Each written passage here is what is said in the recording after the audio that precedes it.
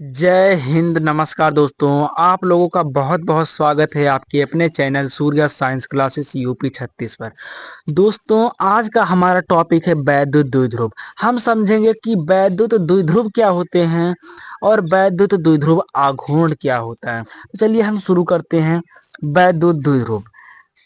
वैद्युत द्विध्रुव आपको पता ही हो है कि द्विध्रुव का मतलब नाम से ही पता चलता है कि जिसमें दो ध्रुव हैं। तो आप यहाँ पर देखिए, जैसे कि यहाँ पर कोई है, दो आवेश हैं, दो आवेश हैं और दोनों आवेशों का परिणाम बराबर है। दोनों आवेशों का परिणाम बराबर है, लेकिन एक प्लस में है तो एक माइनस में है। और इन दोनों के मध्य की जो दूरी है, इन दोनों की जो मध्य की दूरी है बहुत कम है, बहुत कम है, एल है। एल है यानी कि 2L है। तो जब दोनों आवेशों के परिणाम बराबर हों लेकिन चिन्ह विपरीत हों, ये माइनस में रहेगा, यहाँ पर चिन्ह विपरीत हों और दोनों के मध्य की दूरी बहुत कम हो, तो इसी व्यवस्था को कहते हैं वैद्युत द्विध्रुव। यहाँ पर लिखा है, जब समान परिमाण के दो विपरीत आवेश एक दूसरे से अल्प दूरी पर रखे हों, तब यह व्यवस्था वैद्युत द्विध्रुव कहलाती है। यानी कि जब समान परिणाम के दो विपरीत आवेश, समान परिणाम है, दोनों विपरीत आवेश यानी कि एक चिन्ह प्लस में है तो एक माइनस में है, एक दूसरे से अल्प दूरी पर रखे हों, बहुत कम दूरी पर रखे हैं, तब यह व्यवस्था वैद्युत द्विध्रुव कहलाती है। इस व्यवस्था को क्या कहते हैं? वैद्युत द्विध्रुव कहते हैं। अब यहाँ पर है वैद्युत द्विध्रुव आघूर्ण। वैद्युत द्विध्रुव आघूर्ण समझने वाले हैं, यहाँ पर पहले हम फिर से वही चित्र बना लेते हैं, प्लस क्यू और यहाँ पर माइनस क्यू, प्लस क्यू और माइनस क्यू। इसके मध्य की दूरी 2L है, इसके मध्य की दूरी 2L है। तो आप देखिए, यदि हम इन दोनों आवेशों में, दोनों आवेश के परिणाम तो बराबर है, हम कोई सा भी उठा ले क्या फर्क पड़ता है। तो दोनों में से किसी एक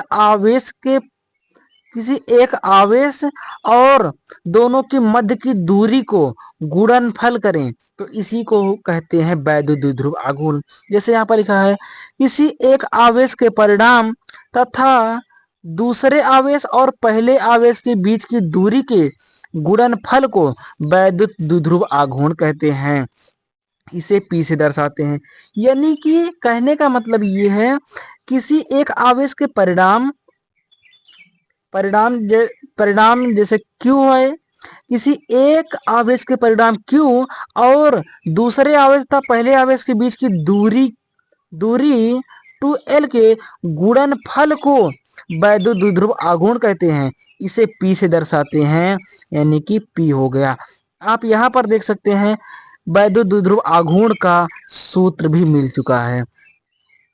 यानी कि जो द्विध्रुव है, द्विध्रुव में से किसी एक आवेश के परिणाम को ले लीजिए और दोनों के मध्य की दूरी को लेकर गुणा कर दीजिए, उसे ही कहेंगे वैद्युत द्विध्रुव आघूर्ण और उसे P से दर्शाते हैं।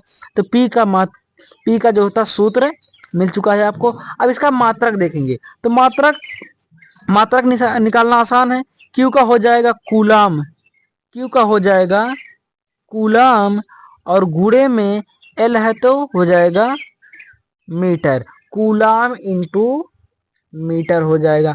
अगर हम इसका बीमा निकालना चाहें तो बीमा निकालने के लिए क्या करना, कूलाम का होता है 80 गुणे में होता है L। यानी कि इसको यदि हम यहाँ पर सही रूप से लिखें तो LTA हो जाएगा, यानी कि LTA। तो आपको परिभाषा भी पता चल गया, हमने सूत्र भी निकाल दिया और मात्रक भी निकाल दिया और इसका हमने बीमा भी निकाल कर दिखा दिया। आपको ये सब कुछ पता चल गया। अब इसके कुछ चीजें और हैं। वैद्युत द्विध्रुव आघूर्ण एक सदिश राशि है, यानी कि यह एक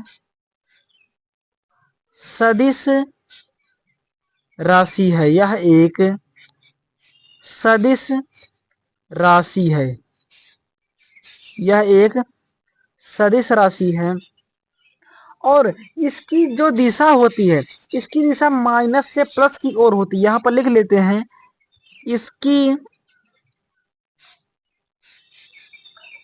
इसकी जो दिशा होती है वह माइनस से प्लस की ओर होती है। इसकी दिशा माइनस से प्लस की ओर होती है। इसकी जो दिशा होती है वह माइनस से प्लस की ओर होती है।